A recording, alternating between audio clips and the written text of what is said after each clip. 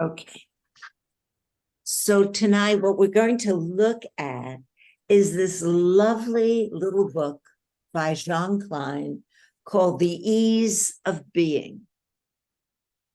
And it's really, it's a wonderful little book, and I highly recommend it. So we're going to look at just a few pages, and then we'll talk about what we've heard. So the questioner, now these are questions and answers. The questioner says to Jean, recently it struck me how often you use the word center. And I notice that it's really true that everything is projected, fixed by, and referred to a center. I'm sorry, I keep forgetting to put on my other reading glasses. Okay. I notice too how much fear there is in me to let go completely of this reflex of centering. And he goes on, but this was the most important part of his question. And Jean says, this fear is the original perception. It is the fear of the me, the I, disappearing. The fear of no longer having a hold. It is the fear of going out of your mind. But you should allow this fear to be felt. In letting it be felt, you automatically objectify it and feel yourself as its contemplator. You are the perceiver of the fear, a perceiver which is free from all expectation, all interfering. If you face the fear in this way, you will feel a tremendous release of energy in you. At first, you'll be conscious of fear after the fact. Then you will be aware of it. You'll be aware of it during the state. And finally, you will feel it when it is still only a pulsation before it is completely concretized. You can be sure in this way, you will become free even of this reflex. Okay. If you face the fear in this way, so in letting yourself perceive it, but perceive it without any expectation and without any interference of a me, just pure perception of this fear. And then he goes on, the questioner goes on. Recently, I have felt a great deal of anxiety coming up after years of relative peace of mind. There seem to be two ways suggested to deal with it.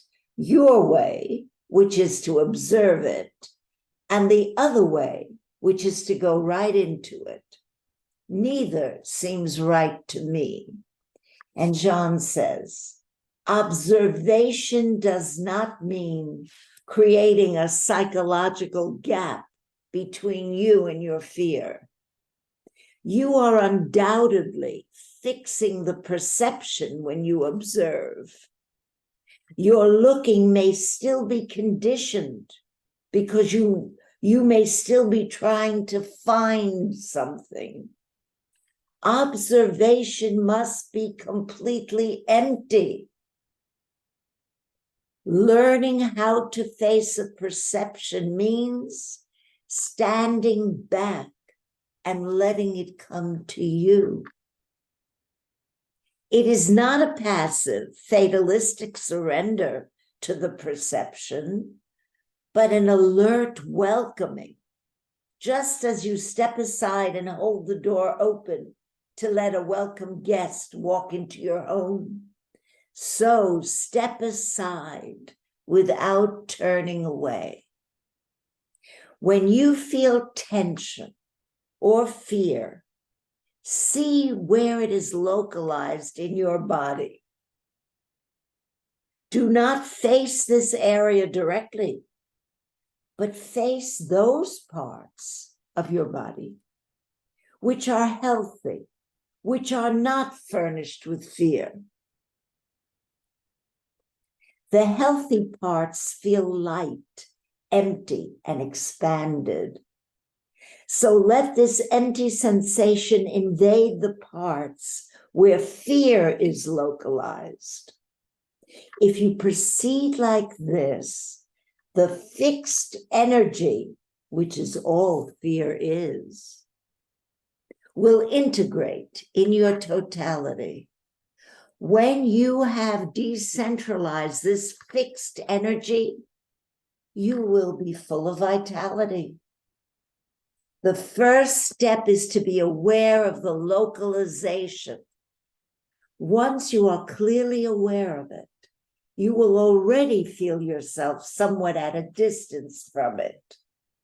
You will no longer be glued to the fear state, but will feel the observer and observed articulated. When this dualism is in turn objectified, you find yourself in perceiving without a perceiver. Cease to be an accomplice with fear, and it vanishes in your totality.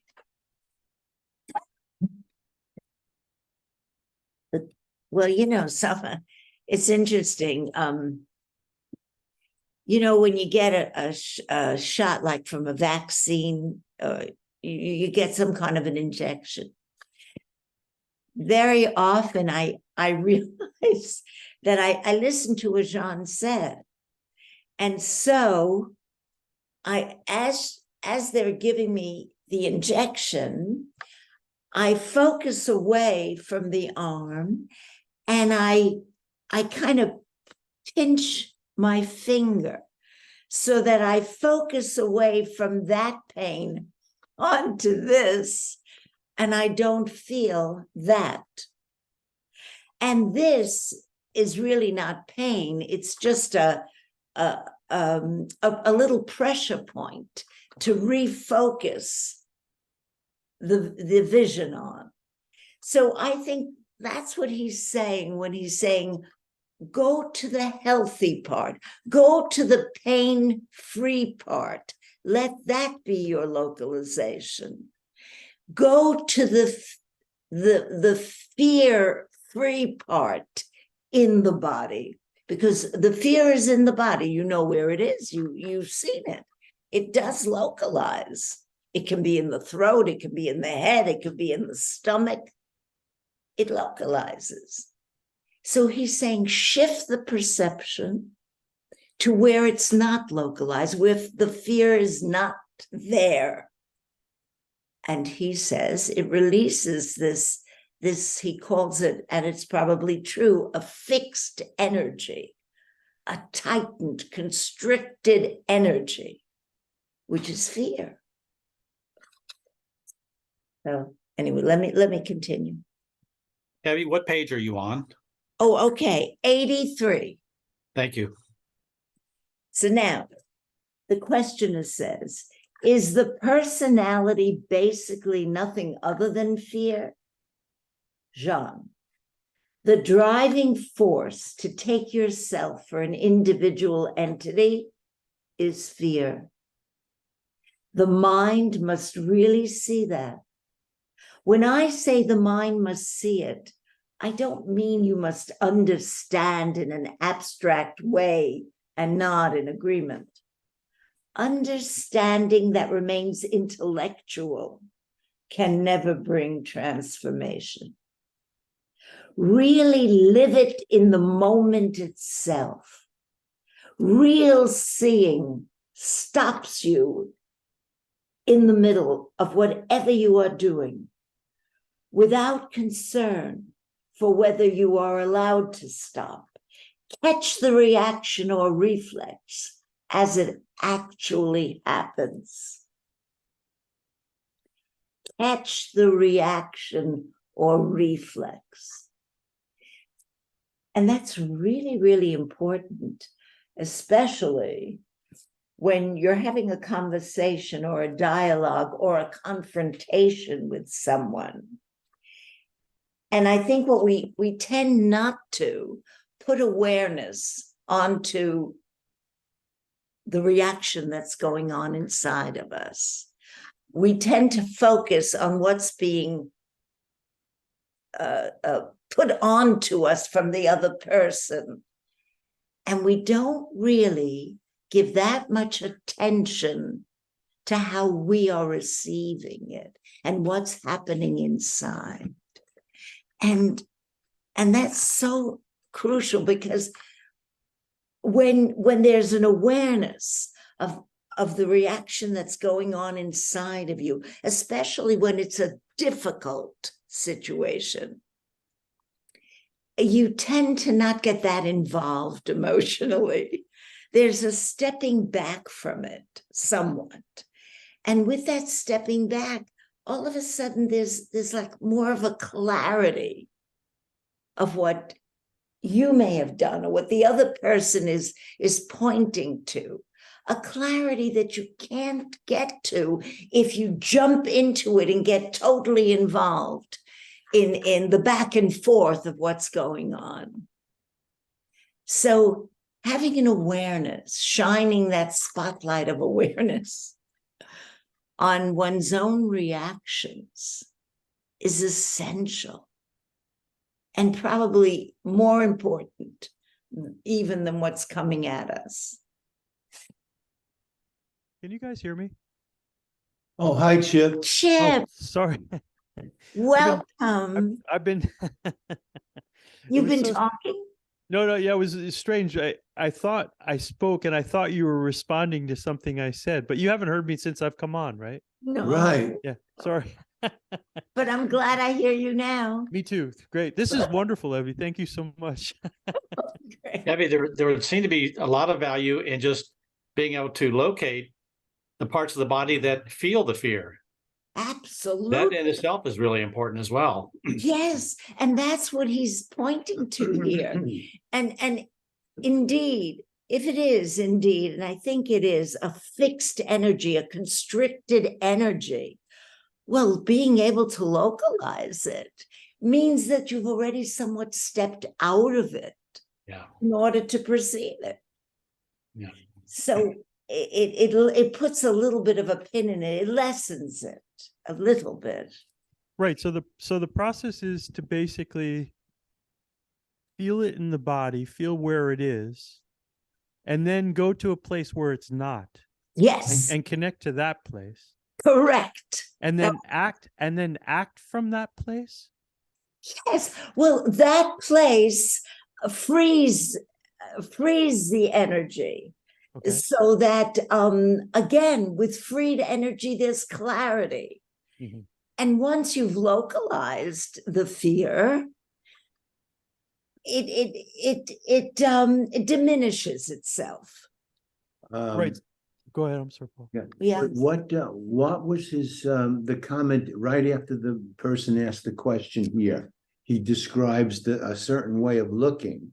Oh, observation must be completely empty, right? Read what he started here. Observation does not mean creating a psychological gap between you and your fear, a psychological gap, right?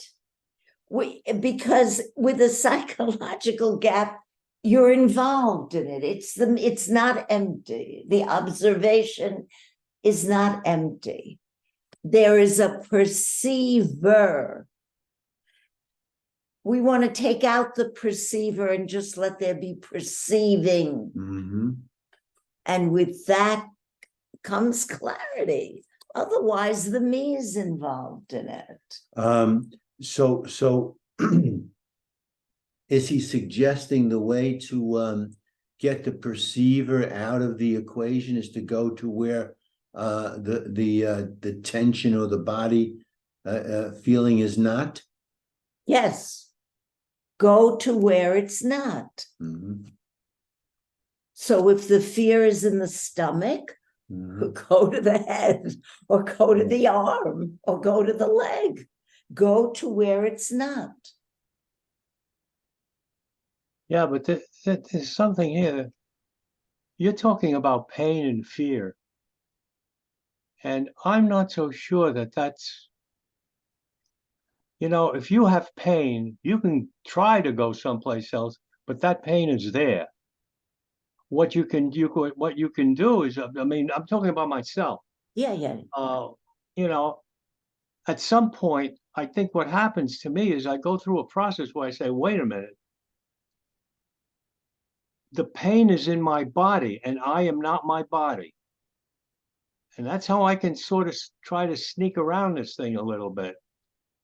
And then something happens where usually I start to deal with the pain, and the fear arises that from thinking that I don't have control of that pain. And the reality is I don't, but I'm denying it. And I think that it's in denying it that I create the fear. There's something different about, I don't know how to explain it, but there's psychological pain and then there's physical pain. Yes. And Yes. the physical pain, it's your body, it's gonna screw up. And I think you just have to accept it at some point. And what happens with me is that I have a lot of problem with anxiety and fear is when I postpone doing something about it. And at the point when I finally, after weeks or months or whatever the hell it is, I take care of it. I go see the doctor, or I do this, or whatever I do, it dissipates because at some point I've done all that I can do. Look, my carpal tunnel, I went for the surgeries, I did this, I did that.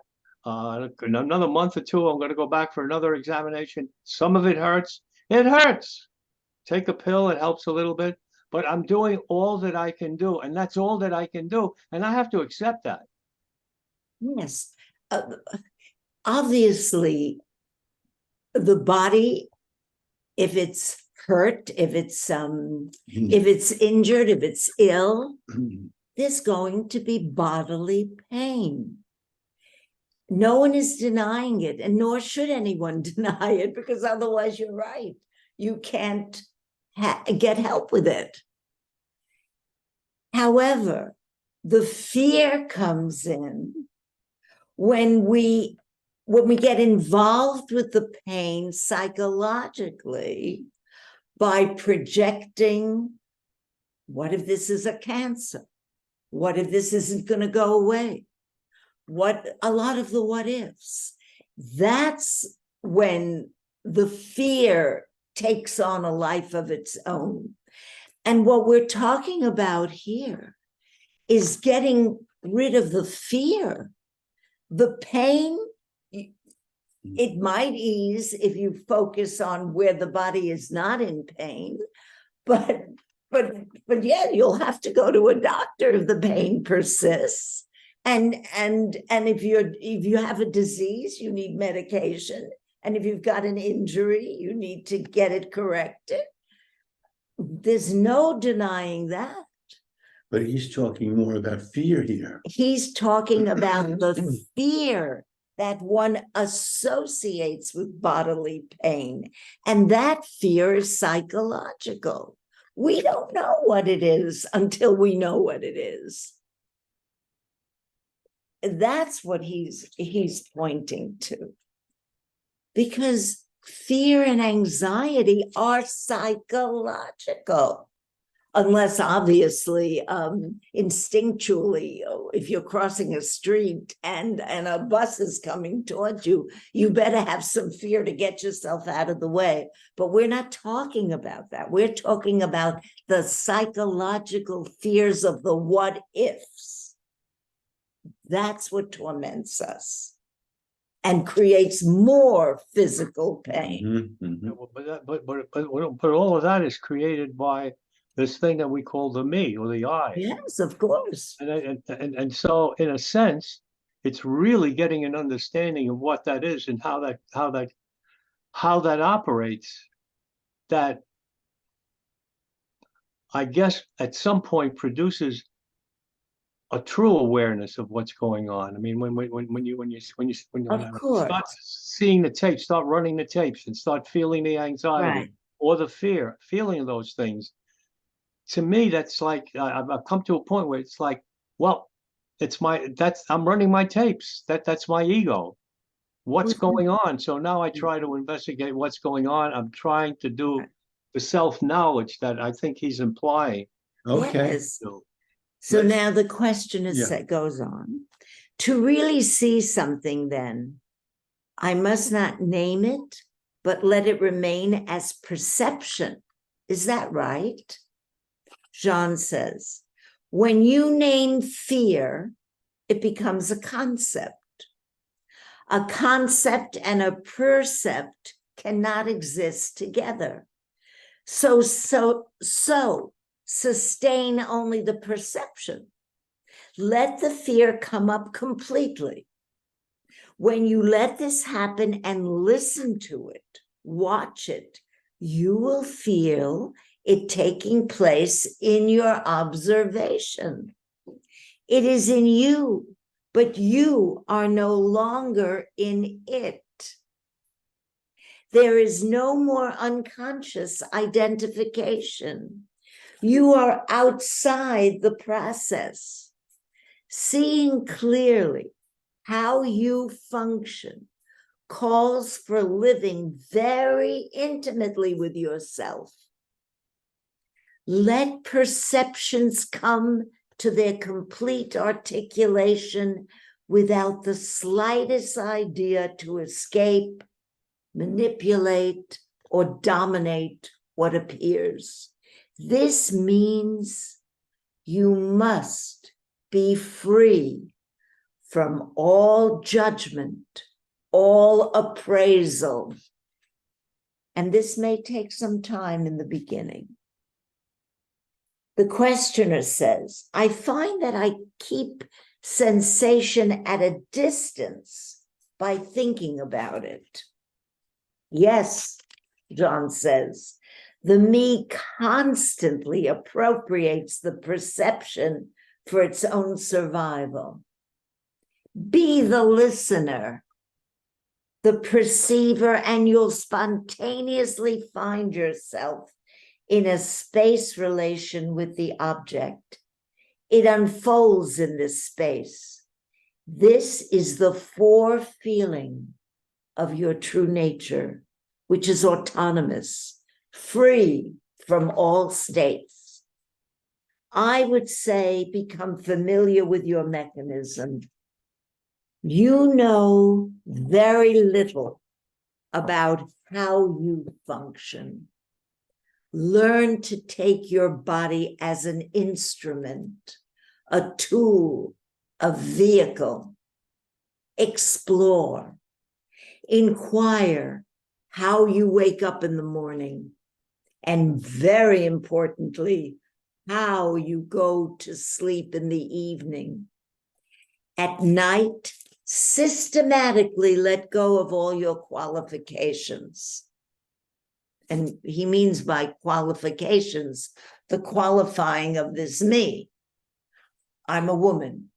I'm a mother. I'm a grandmother. I'm a therapist. Let go of all qualifications. Live a moment of complete nakedness. Do this for some time, and you will notice how you wake up. When you have the profound perception of the nakedness of the mind, you feel that the body appears in this emptiness. You have a completely different relation with yourself. The body is in you, but you are not in the body. And by the you, he doesn't mean the ego you. He means the non-separate you, the universal, the ultimate you. Consciousness, unconditioned awareness. Okay, so just to back up for a second. So he's saying when you go to bed at night, free yourself from all qualifications. Yes, Which really means stepping away from the contents of your consciousness, because the qualifications are literally the contents of your consciousness. yes, So it's like trying to get into like a meditative state, not, to be as I'm resting prior to falling asleep, to not have my mind chattering and being preoccupied by everything that's in my mind or on my mind, which are the qualifications, or everything to which I identify with and about. yes, And so falling asleep in that state of mind, he's saying, has you waking up in a totally different yes, manner. yes. Mhm, That's what he said. mhm. That's what, remember he used to say, put everything like you put your clothes on the Yes, chair, I remember, right. yes, Mhm. Yeah, but the qualifications of your consciousness aren't necessarily just about the me, that's right. That's right. right? So there are contents or of the consciousness that really have nothing to do with the me. Yeah, Like, I could be looking at a beautiful sunset, or I could be listening to a beautiful piece music. of music, and that could be that's right, and that's really the problem. The me only exists if we think about it, mhm. Right, right, right. and yeah. Yes, Yeah, so yes, I withdrawing the well, I really think the qualifications here, I think, has to do with Me, the me yeah. and everything that you've identified if as me. I'm falling asleep listening to beautiful music and I'm at one with the music, then I'm not troubled by qualifications. No, then there is no me. Right, right, Then there is no me. Mhm. right. Right. But the question also arises that what Chuck is saying about thinking, your consciousness is part of the thinking. The thing is, when are you not thinking? I mean, you know, uh, uh, it's probably in minutes during the course of a day that I'm not thinking. Right. So it seems to me that Well, whenever you're wholly absorbed in an activity, yeah, right, you're right, probably not thinking. If okay, you're one with the activity, you're not lost in thought. okay, Whether it's sanding a board or writing a poem or looking at the landscape, whatever you're wholly absorbed in is probably going to quiet the thinking mind. Whatever you're fully attentive with, Exactly. where the attention, the full attention is there, then there's no me at that point. Which is relevant to what Chip was just saying. Right. okay. The questioner on page 85 at the bottom, if I do not try to understand what you say, because sometimes John says, don't try to understand it, just let it Mhm. sink in, it seems to go in one ear and out of the other. That is why I have heard you say the same thing over and over again, and there has not been any real transformation in me. Jean said, listening is not a passive acceptance. It is active, alert. Listening must be bipolar.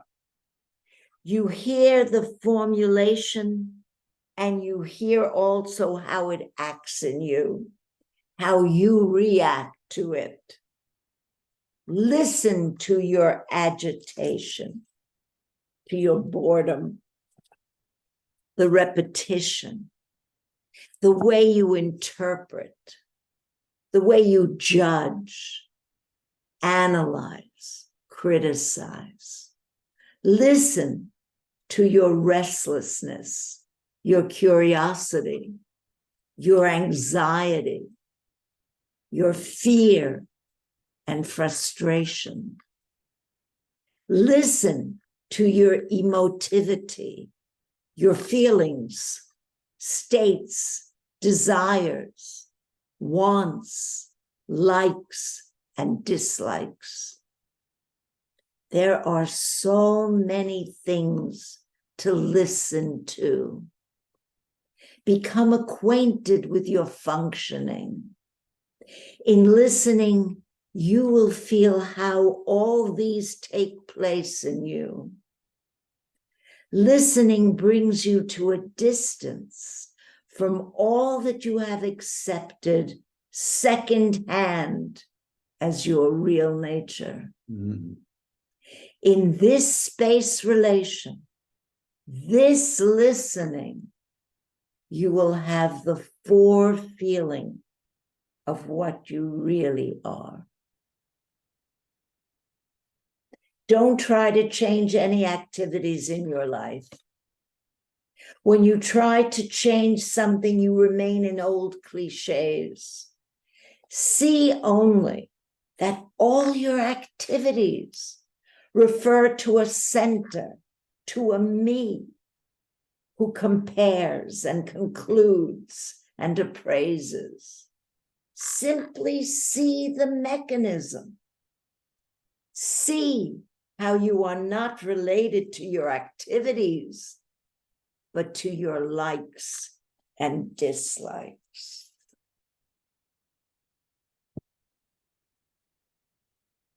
Wow, that Hmm? was really insightful. Yeah. Listening. Mm. But that listening can't be with any preconceived ideas. Mhm. It's got to be an openness. Mhm. Without listening, without a me, without the listener, just listening. What was the first part of that paragraph? How did he begin to use the word listen?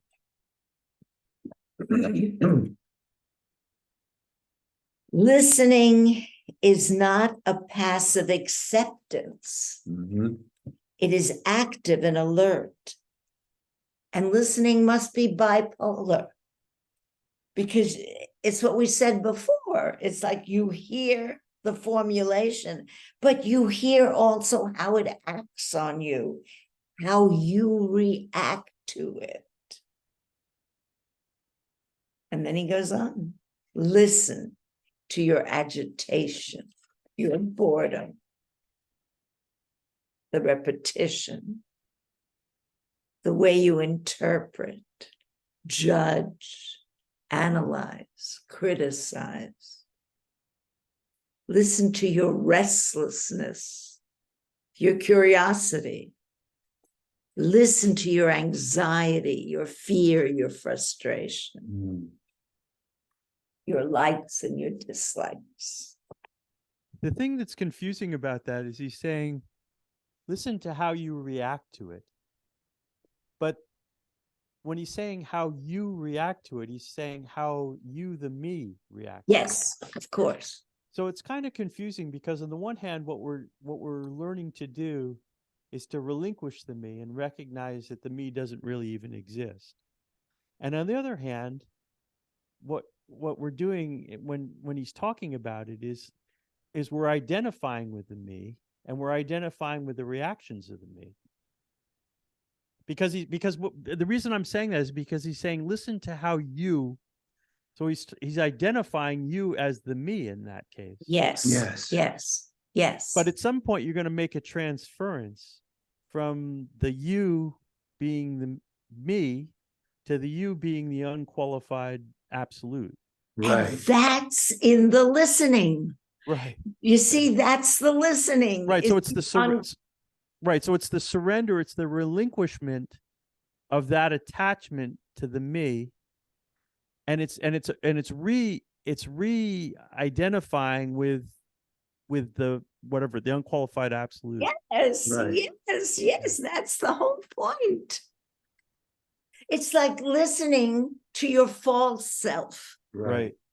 just listening and watching it. Listen, well, I like he says listening. Yeah, listening. You know, it's so much even better than watching, I Yeah, think. or I don't know, observing. or observing, but Listening. listening. Yeah, listening gave it a different slant. Yes. Right. Listening is is an active process. Yes, that's what Right. he's saying here. Yeah, right. But that listening, that empty listening is the absolute. That's it. And now you've switched identification to the background, and you just shined a spotlight on the foreground. The foreground is what we've identified ourselves with. The background is what he's saying we really are. You're not running the listening through your me, No. seeing or whatever. Huh? Normally, mostly we run it through the I, the me, the listening, and then that's when it's qualified and judged. Right. Yeah, And that's right. where all that's that the stuff. passive listening. Yes. But- That's So right. that's the thing that he's saying. He's saying that you do listening, you do seeing, you do hearing, you do all of these activities, but not process them, not have them rated, not have it judged, not have it. I say it, not have it running it through my me, running it through my brain, Yeah. through my thinking. Right. And that's what gives me the clue. It's not so much the fear, but when I catch myself in the act of thinking, of judging, I constantly judge. I mean, I gotta judge for even the way a leaf falls off a tree. I had to go on that side of the tree. You know, I mean, I've always have a, and that's when I when I catch myself doing that, that's when I'm more or less doing what Gene is talking about. You know, listening without the observer. That's right. But And- listening is also involving all the senses, and that it's not just listening with your ears, it's Right. listening with your eyes Absolutely. and your mind and Of your, course. yeah. Of course. Yes. Yes. The wholeness with your wholeness. Yeah. Right. It's a receptivity, receiving, surrender, receptivity. Yeah, surrender or acceptance.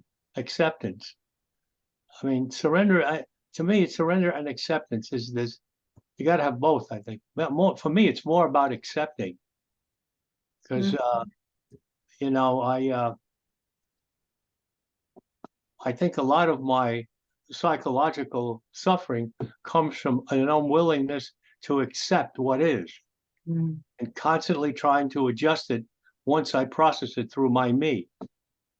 I see. I do it. I create an idea, or I have an idea of how it should be. All right. And the unfortunate part about it is that most of the times it ain't the way I think it should be. All right. And Thanks. that's when depending on the situation, I can get anxious or angry or upset or uncomfortable. So I'm really beginning to learn to accept that uncomfortableness I created. The me creates Yes. Right. But who is it that accepts? it. Who is it that accepts? Yeah. I think for me, it's an understanding. Oh. I get to the point where I understand that I'm doing this. And I mean, you know, when you got your finger on a hot iron, the acceptance that you got to remove it is kind of intuitive. I mean, you don't have to think too much about it. It sort of pops off. So,